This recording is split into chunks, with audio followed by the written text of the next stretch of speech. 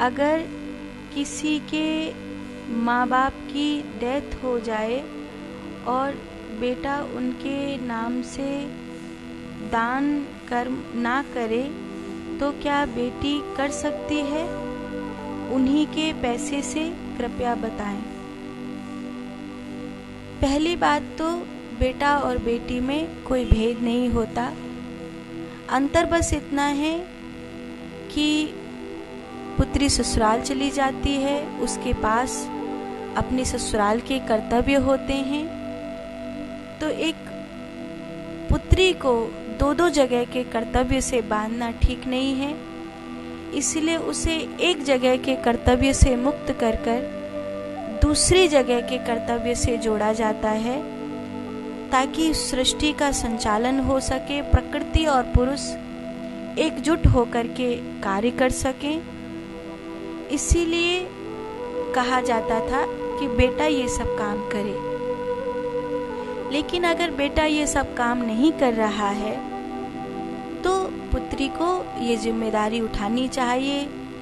संसार में ऐसा हमने कई जगह देखा है कि कोई मनुष्य के पास धन का अभाव है और वो दिन भर में जो मेहनत कर रहा है, कार्य कर रहा है, उससे उसके घर चलाने की धन की पूर्ति नहीं हो रही है। तो जब घर चलाने के धन की पूर्ति नहीं हो रही है तो वो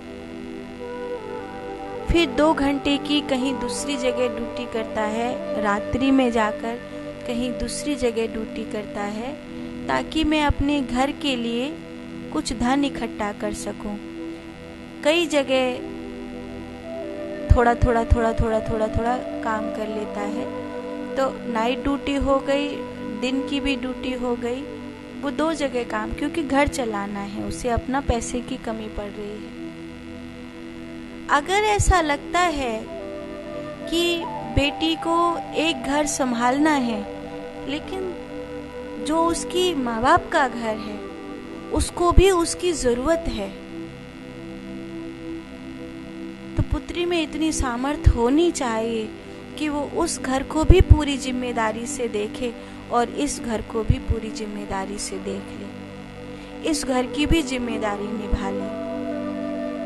और रही उन्हीं के पैसे से उनका जो दान पुण्य करने का काम, तो जो उनके नाम से दान पुण्य करने का कार्य है, जो भी पिंडा पानी का कार्य है, उनके नाम से कोई चीज निकालने का काम है, बेटी कर सकती है और उनके धन से भी कर सकती है, अपने धन से भी कर सकती है, बशर्ते कहनावत ना हो। क्योंकि कल को ऐसा हो जाता है कि कोई पुरुष कहने लगे कि कमा कमा के मेहनत मैं कर रहा हूँ और अपने मायके के लिए खर्च कर रही है, तो ऐसी मतलब कहनावत ना हो। तो उन्हीं के पैसे से उनके लिए करना तो सबसे अच्छा है, उनका पैसा खाना नहीं चाहिए।